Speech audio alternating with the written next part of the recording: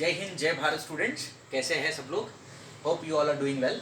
तो कल हम लोगों ने जो टॉपिक देखा वो पॉलिटिकल ऑर्गेनाइजेशंस हमने कल देखी जो कांग्रेस के पहले भारत में बनी।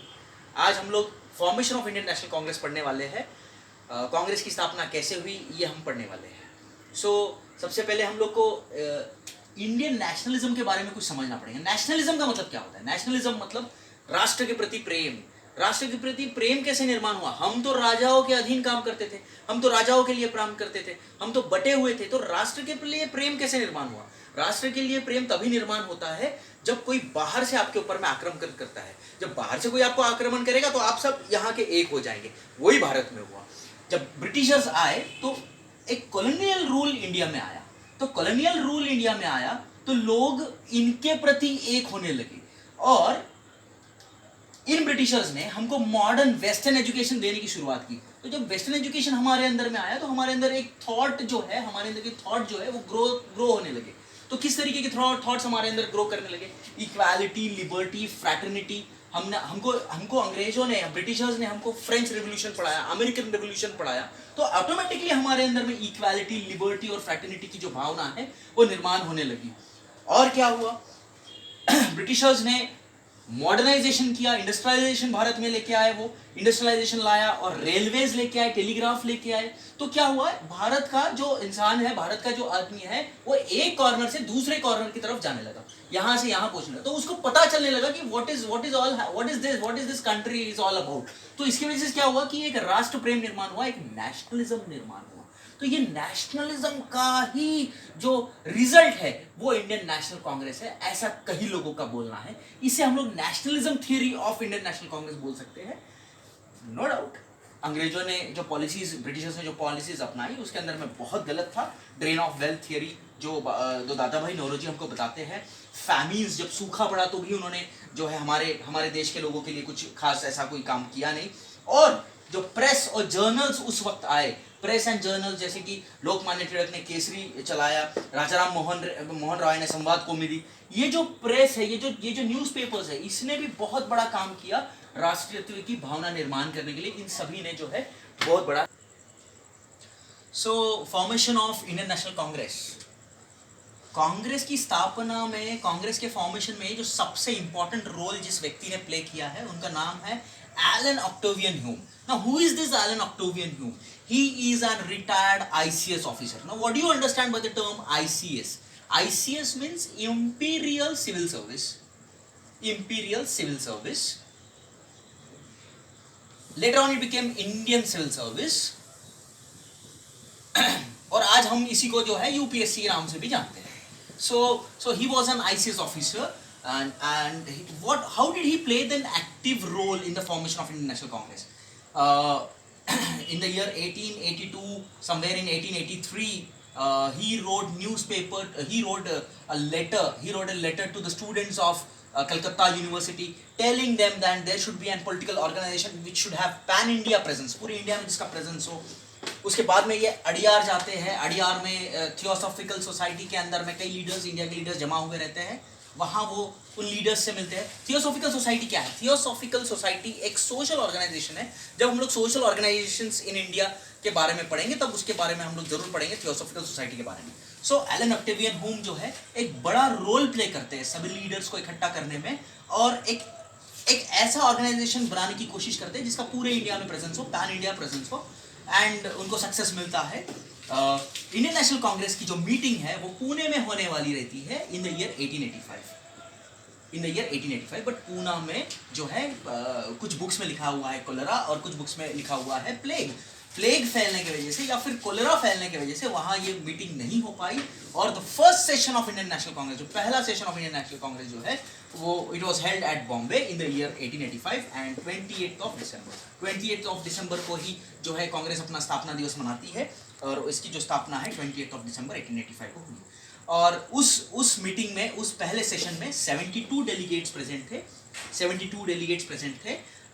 और उस पहले सेशन के जो प्रेसिडेंट बनने का जो मान है वो वोमेश चंद्र बनर्जी इनको मिला। Now let us understand one thing about the presidents of Indian National Congress.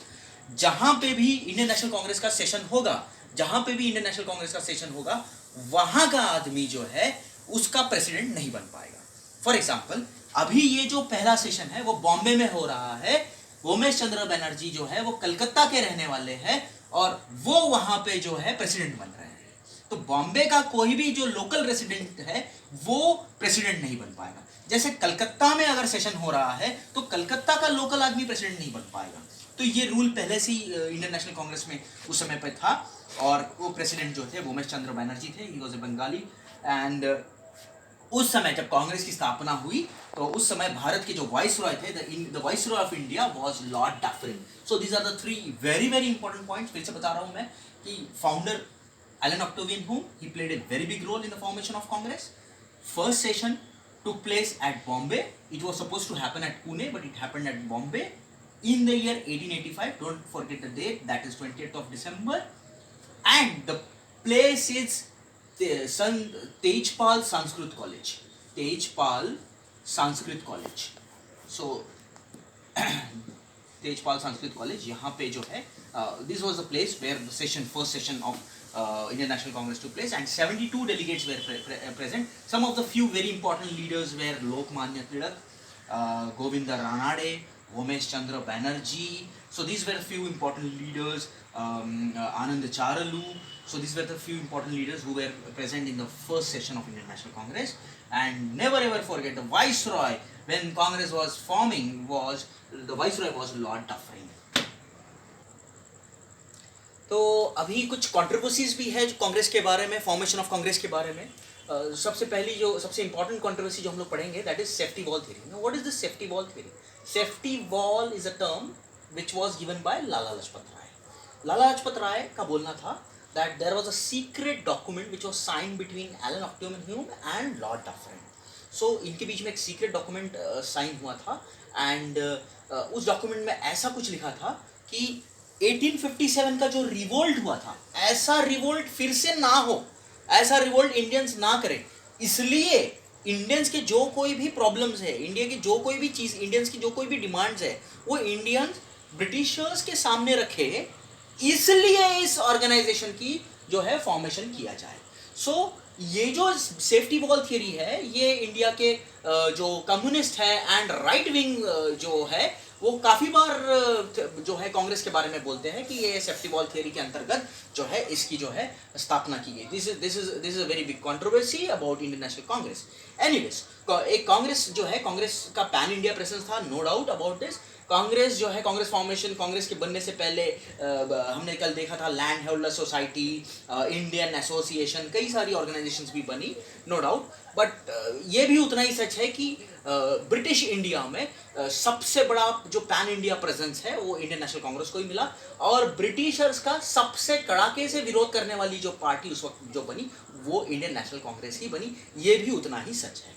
So 1857 revolt जैसा ना हो, फिर से रिवोल्ट नहीं हो, इसलिए एक सेफ्टी वॉल, एक जो है कंधा यूज़ किया गया, जो है एलन ऑक्टेवियन ह्यूम का कंधा यूज़ किया गया और उसके कंधे के ऊपर से गोलियां चलाई गई, ऐसा कई जो है कई राइटर्स का कहना है। This is known as safety wall theory. So you should know what safety wall theory is. Okay, so what are the take away? आज के पूरे चैप्टर से हम लोग क्या लेके जाने वाले हैं? सो सबसे पहले हमको आज के चैप्टर से हमको ये सब चीज़ें पता होनी चाहिए एग्जाम पॉइंट ऑफ व्यू से कि कांग्रेस का फॉर्मेशन कब हुआ। कांग्रेस का फॉर्मेशन हुआ 28 दिसंबर 1885, ये हमको पता होना चाहिए। कांग्रेस का फाउंडर कौन है? A.O. Hume, Elon Octavian Hume, ये हमको पता होना चाहिए। He was an ICS officer, ये हमको पता होना चाहिए। रिटायर्ड ICS ऑफिसर, ये हमको पता होना चाहिए।